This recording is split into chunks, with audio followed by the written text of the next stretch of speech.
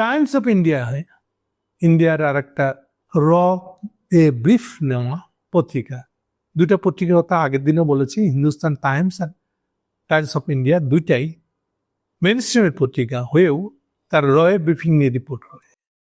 So Times of India একটা report ছাপা হয়েছে, মজার রিপোর্ট। হেডলাইন হলো, যেটাকে আবার বাংলা করে আমাদের টিভিএস দ্য বিজনেস স্ট্যান্ডার্ড পত্রিকাটা এটাকে বাংলা করে ছাপছে তাদের পত্রিকায়। পত্রিকাটা হেডলাইন দিচ্ছে, কলকাতায় বাড়ছে বাংলাদেশি রোগী, তবে হাসিনার মৃত্যুদণ্ডে উদ্বিগ্ন ওই হাসপাতালগুলো। না হেডলাইনটা একটা স্ট্যাটিস্টিক দিচ্ছে টাইমস অফ ইন্ডিয়া। বলতেছে আগস্টের পরে মানে 5-8 আগস্টের পরে ইন্ডিয়াতে বাংলাদেশি রোগীর সংখ্যা 0 হয়ে গেছে। জোসেফ ঠেলায় প্রথম বিজেপির জোসেফ ঠেলায় কলকাতার লোকরা গেটের মধ্যে লিখে রাখছে, আমরা বাংলাদেশি রোগীকে সেবা দেবো না। এক ফসল লাগে না, হাই করছি কি আমরা, হসপিটাল বন্ধ। বাংলাদেশিরা যে এলাকায় দিয়ে ঘোরাফেরা করতো, জিনিস সৌদাপাতি করতো, এই জায়গায় হোটেলগুলা হাই করতেছে। বেশি সময় লাগে না, 1 মাসও লাগে না, পুরা ভাষ্য উল্টা। সাক্ষাৎকার দিয়ে বলতেছে লাইভ, এই হোটেল থেকে শুরু করে দোকানদার, হসপিটালের মালিক, এখন আমাদের কি হবে, এত পুঁজি ইনভেস্ট করছি, সত্যময় কেগা। এই ছিল আগস্ট সেপ্টেম্বর সালের সময়ের ঘটনা। কবে? 24 আগস্ট সেপ্টেম্বরের কথা বলছি। সো এই জন্য সেই বলতেছে, টাইমস অফ ইন্ডিয়া লিখতেছে যে বাংলাদেশের রোগীর সংখ্যা 0 হয়ে গেছে। কারণ বাংলাদেশের রোগী ওদেরকে এই ব্যবসাটা দিতে ওদেরকে, তো সেই জন্য তাদের এই দুঃখের কাহিনী এটার সঙ্গে জড়িয়ে আছে। এখন টাইমস অফ ইন্ডিয়া ওদের পাল্টা স্ট্যাটিস্টিক দিচ্ছে, হসপিটাল থেকে পাওয়া স্ট্যাটিস্টিক্স। গত মাস মানে অক্টোবর মাস পর্যন্ত যে স্ট্যাটিস্টিক্স বলছে, রোগীর সংখ্যা বাড়তে অক্টোবরে এসে এটা এখন দেখা যাচ্ছে যে আমরা হাসিনার আমলে সবচেয়ে ভালো যত রোগী হতো, মানে সবচেয়ে বেশি যত রোগী হতো, সেইটাকে যদি আমরা স্ট্যান্ডার্ড ধরি, তাহলে তার 50% পর্যন্ত পৌঁছতে পারছি আমরা গত অক্টোবর মাসে। যথেষ্ট ভালো। অর্থাৎ ইন্ডিয়ানরা এখন রোগী পাঠানোর জন্য ভিসা দিচ্ছে। বোঝা গেল, এক কথায় অনেক কথা বোঝা গেছে এটা দিয়ে। তাহলে এটা ইঙ্গিতটা কি? ইঙ্গিতটা হলো যে ইন্ডিয়ান গভর্নমেন্ট, মোদির গভর্নমেন্ট এবং বুঝতে পারতেছে দে হ্যাভ লস্ট এভরিথিং। বাংলাদেশে এত বড় একটা বাজার ছিল, তাদের বাজারটা নষ্ট হয়ে গেছে। শুধু হসপিটাল না, পেঁয়াজ আমদানি থেকে শুরু করে গাড়ির জন্য যত টাকা গাড়ি, বর্ডার এলাকায় কেউ লোকাল স্পেয়ার্স কিনে না, স্মাগল করা ইন্ডিয়া থেকে নিয়েই সেখানে বেছে। বর্ডার এলাকার লোক, ইভেন দিনাজপুরে দোকান নিচ্ছে, ওই যে ঢাকায় যে টাটা কোম্পানির এজেন্ট, যে তারই এজেন্ট দিনাজপুরে যে, সেও বর্ডার ওপার থেকে স্পেয়ার্স সে গাড়িতে লাগায়, গাড়িতে বিক্রি করে। এরকম অবস্থা ছিল।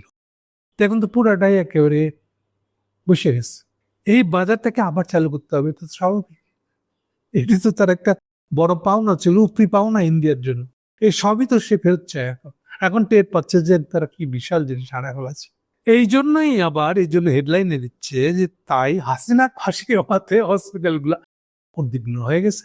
ভাই বহুত কষ্টে 50% রোগী ফেরত পাইছি।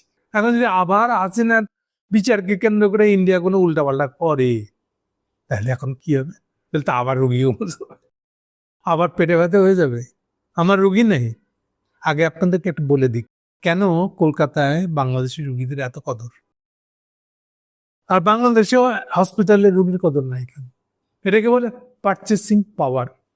আমাদের দেশে রুগী ভার্সেস ডাক্তার, এখানে পারচেসিং পাওয়ারের রোলটা হলো, ভূমিকাটা হলো, বাংলাদেশের মানুষের পারচেসিং পাওয়ার এতটাই বেড়েছে, যেমন বাসার কাজের মেয়ে টাইপের ওয়ার্কিং ক্লাস, সেও দেখা যাচ্ছে 150-200 টাকা দিয়ে একটা ডাক্তার দেখাতে পারে, যে ভালো করে।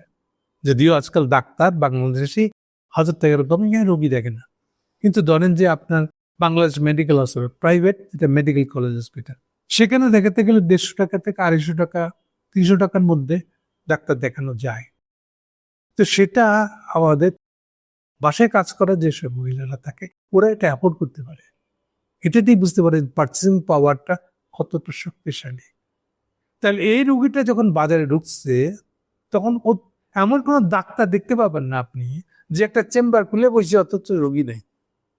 ফলে সে পার্চেসিং পাওয়ার বেড়ে গেছে, তুলনায় ডাক্তারি ফেসিলিটি কম বলে সে রুগী খাওয়া বংশ করে। আইলে আইবে তোর টাকা, এই হচ্ছে তার বিজনেস। ফলে চেম্বার করলিতে আসতেছে, রুগী আসতেছে। এই জন্য সে রোগের ট্রিটমেন্ট করার জন্য সিরিয়াস না, নিজেও শিখবে না, গবেষণা করবে না যে কোনটার জন্য রুগী বেশি আসে, কোনটা না করলে রুগী আসে না, এগুলো দিকে তাতে ইন্টারেস্ট নেই। দোকান করলে বইলেই তো রুগী পাইব। আর ঠিক এর উল্টাটা হলো কলকাতা। লোকাল লোকের পার্চেসিং পাওয়ার নাই, ফলে দোকান খুলে বসলে রুগী তো নাই, লোকাল রোগী আসবে না, ওতে পার্চেসিং পাওয়ার নাই। ওতে সরকারি হাসপাতালে যতটুকু দেখানো যায় ফ্রিতে অতটুকুই। ফলে সে বাংলাদেশের রুগীগুলো ঝাঁপাই পড়ে, পাইছি মাল আছে, পয়সা আছে, একে যদি আমি রুগীর সেবা দিতে পারি হিউজ পয়সা পাবো। এই জন্য কলকাতা বাংলাদেশের রুগীগুলো থেকে খুবই আদর যত্ন, যত জ্ঞান গম্যি আছে, যত জ্ঞান শিখছে সবগুলো ডাইলে দিয়ে ও সবচেয়ে ভালো চিকিৎসা দেওয়ার চেষ্টা করে, কারণ এটা তার হাতের লক্ষ্মী। তার লোকাল যে রোগী, এই রোগীর হাতে এত পয়সা নেই। তাহলে মূল বিষয়টা হচ্ছে পার্চেসিং পাওয়ার, ক্রয় ক্ষমতা। সো বাংলাদেশের ওয়ার্কিং ক্লাসের তুলনামূলক কলকাতা হচ্ছে তুলনামূলক তার পার্চেসিং পাওয়ার, ডাক্তারি সেবা কেনার ক্ষমতা বেশি। ইকোনমি দিক থেকে দেখলে আমার ক্ষেত্রে ব্যাখ্যাটা এরকম। ওকে, হোয়াটএভার ইট ইজ। আমি এবার অনেক দিক চলে গেছিলাম, ইকোনমিক দিক বুঝাইতে গেছিলাম, ডাক্তারের রুগী দেখার ইকোনমিক দিক। এনিওয়ে, এখন অন্যদিকে আসি। তাহলে এই জন্য ওরা ভয় পাচ্ছে যে হাসিনা ফাঁসিকে কেন্দ্র করে ইন্ডিয়ান গভর্নমেন্ট কোনো বাজে সিদ্ধান্ত নেবে না তো, কিন্তু গেছে গা হয়, এই ভয় তার উদ্বিগ্ন। এবার এই উদ্বিগ্ন হওয়াটা কিসের ইঙ্গিত আবার? এখন মনে করে দিই আপনাদেরকে, ইউনূস সাহেব তার খলিল সাহেবকে পাঠাইছে, দেখেন খলিল সাহেবকে বুঝছে যে ইন্ডিয়া খাতি করতে চায়, করতে বসে আছে, কত তাড়াতাড়ি খাতি করতে চায়। হাসিনা ফাঁসি হয়ে গেছে, ফাঁসি রায় হয়ে গেছে, ইন্ডিয়ানরা খুশি আসলে এই জলদি এই লায়াবিলিটিটা শেষ করতাম।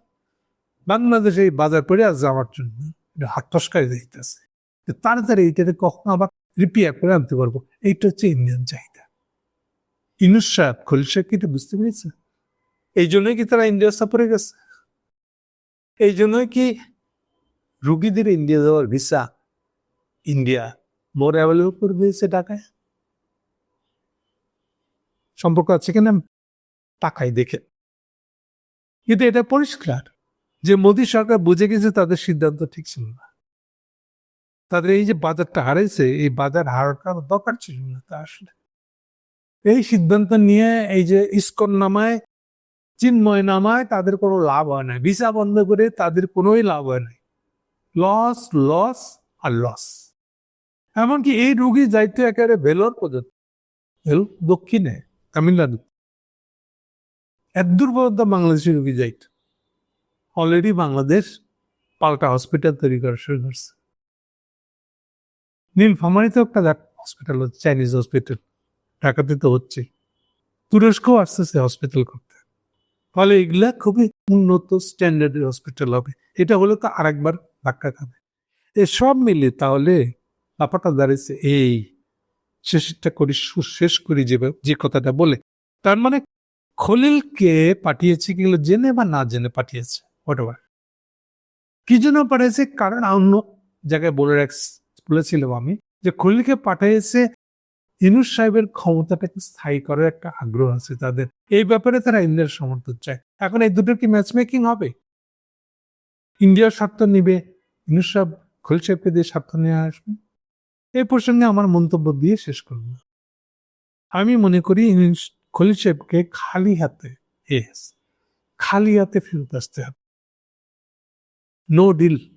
আর অজিত দোভাল বলবে আমরা জাঙ্গিয়া, পারলে ইলেকশন দেন, আর জিয়ারাতে ক্ষমতা দেন, আমরা যা ডিল করার ওনার সাথেই করবো, আপনাদের সাথে না। এটা হবে অজিত দোভালের মন্তব্য বলে আমি বিশ্বাস করি। Thank you.